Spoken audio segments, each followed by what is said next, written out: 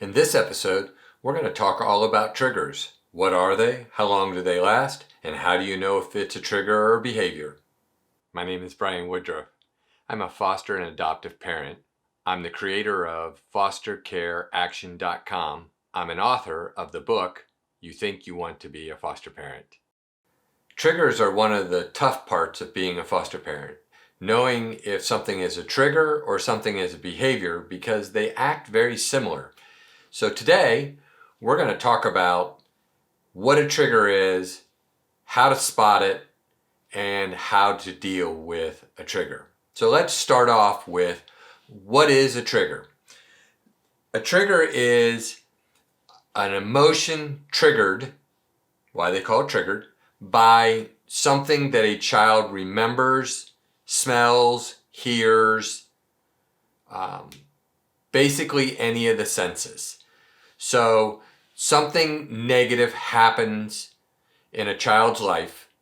That smell, that activity, that what they saw, what they hear, so on and so forth, creates a negative event in their brain. And so when something like that happens again, the brain automatically pulls that file back out and the child will go into a sort of fight or flight mode at that point. And so this isn't just foster children, this is everybody. So let me give you a real live example of what a trigger is in my own personal life. So I was about 17 years old and a group of friends of mine got together and we decided that we were going to drink wine coolers. So at the time I probably weighed 125, 130 pounds. So I didn't weigh a lot, I didn't have a lot of body mass, and so it doesn't take very much to get me drunk, right? So we drank wine coolers and I drank 6 of them in about an hour, maybe an hour and a half, something like that. Because I didn't know I was an idiot 17-year-old doing an idiot thing that I shouldn't have been doing, but I did it, right? And so we all know what happened.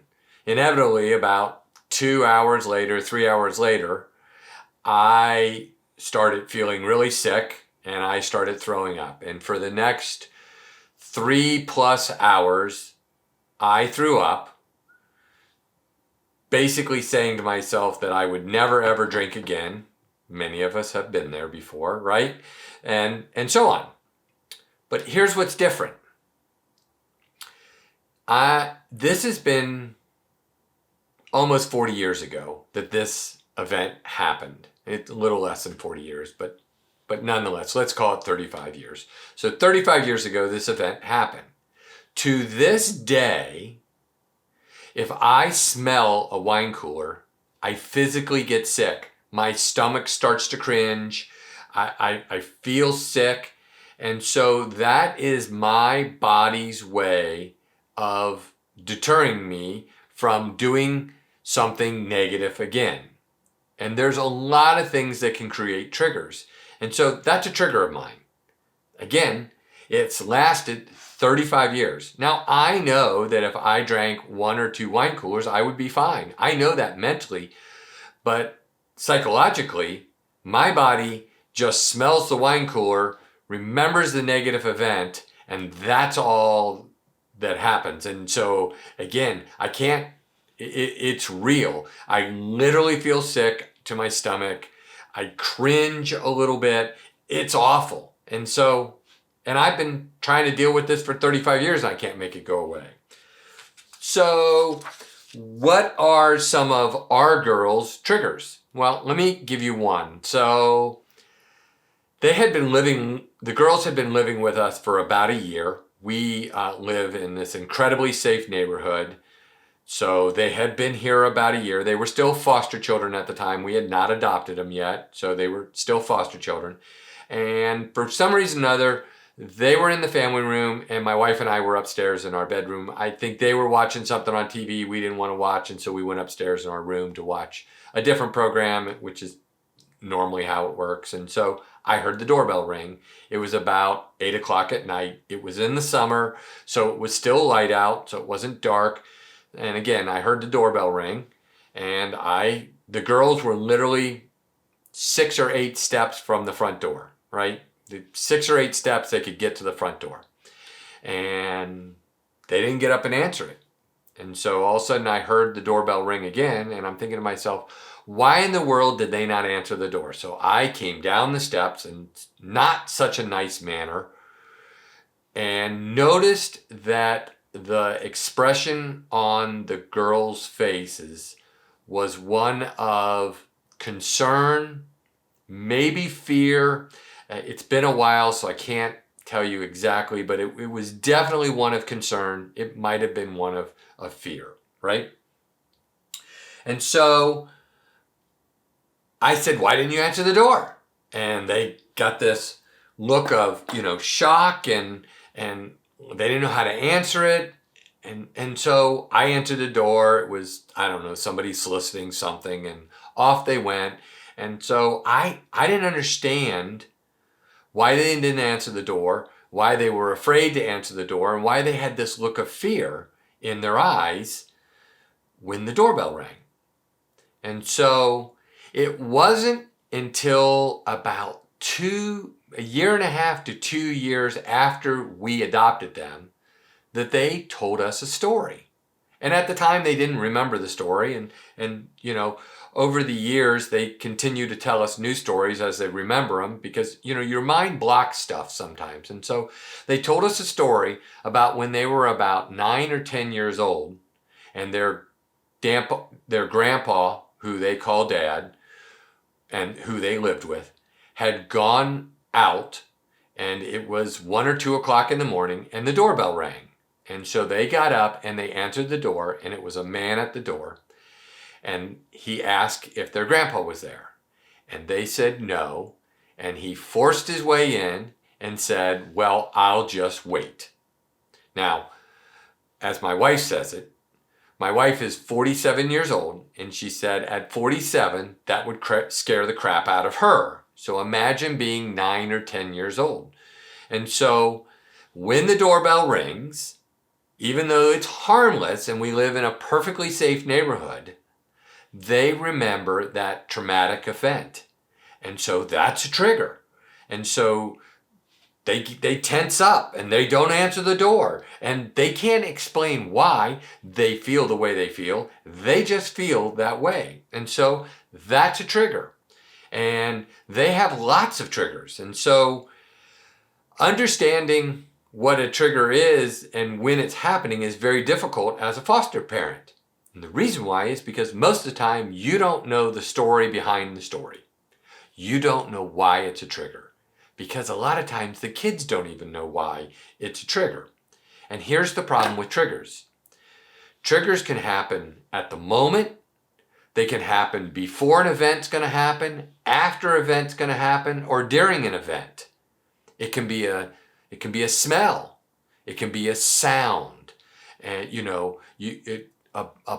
somebody drops a plate, and that could trigger a child because of some event. And so you may get a negative behavior because of that trigger. Now, that child is not trying to be defiant. That child is in fight or flight mode, and they can't help that they're in that mode. Now, over time, they will start to grow out of these triggers. But understand, I know that drinking a wine cooler is not going to make me sick. But 35 years later, I still feel sick when I smell one. I can't change that. And so many of these things, these children can't change. So what are some of the other triggers that our girls have? Well, obviously, I talked about the doorbell.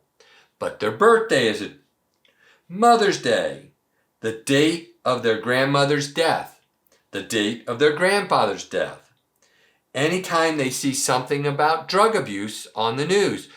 One of our daughters, she was in high school, and I don't remember what class they were in, and they were talking about drug addiction and all the things that go on with drug addiction, and it triggered her to the point where she had to get up and leave the classroom so she could take herself out of that environment, because she knew that she was going to act negatively because of it, and she tried everything she could to suppress those feelings. So understand, triggers are real.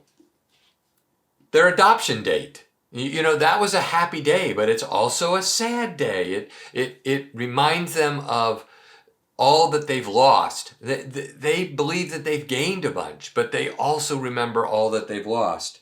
Christmas, the date their grandfather was put in jail. Staying home alone. That's a huge trigger for them.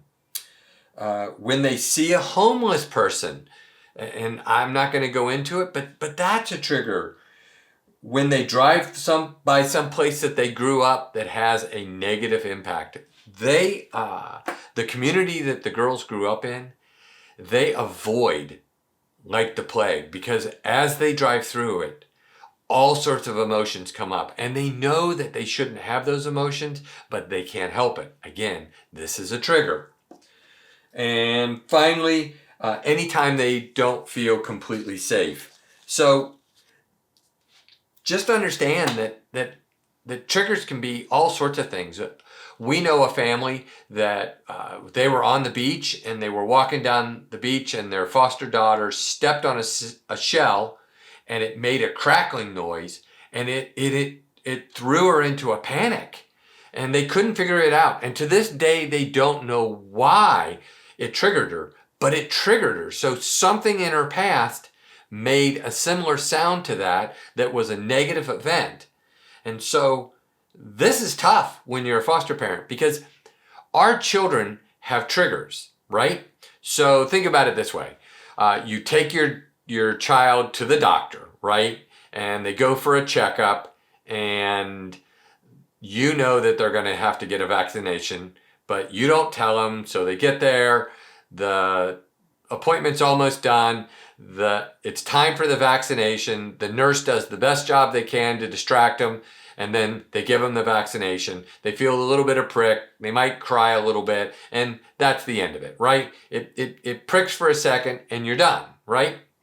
Now, 3 weeks later or a month later, your child gets the flu, and you have to take them to the doctor. And as you're driving to the doctor, you can see that they're anxious, and you can see that their emotions are running high. Well, you know that the last time they went to the doctor, they had to get a shot. And so this time you reassure them that, hey, we're going to go to the doctor so the doctor can give you some medicine to help you feel better.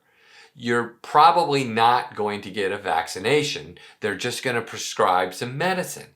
Then all of a sudden, your child's emotions come back down. Why? Because you were able to help them overcome the trigger. But you only were able to do that because you knew what happened in the past. Unfortunately, with these foster children, you don't know. And so it makes it extremely difficult. Now, a big question that is always asked is, how do you tell if it's a trigger or a behavior? And the answer is, you can't, because they look exactly the same in a lot of cases. So here is my suggestion to all foster parents. Treat it like it's a behavior, treat it like it's a trigger until it's proven that it's just a behavior. And you'll be able to tell, because triggers only last a small period of time. Sometimes it's an hour, sometimes it's 10 minutes, sometimes it's a half a day. But typically, triggers don't last very much longer than about a half a day. Now, that's not always the case, but in most cases, a half a day and the trigger's over. Finally, one of the things I want you to remember is just the act of being removed as a foster child can create all sorts of triggers within the child. And so just remember that. That's very difficult to remember, but try to remember that the act of being removed creates trauma, which creates triggers. And so, again, triggers are very real, and just understand this is something you're going to deal with. Every foster parent has to deal with it. And I wish it was easier, but it's tough. But again, my suggestion always is treat it like it's a trigger until proven different. I hope you've enjoyed this content. If you have, please subscribe. I'm constantly posting new videos talking about all sorts of topics that help foster parents become better foster parents.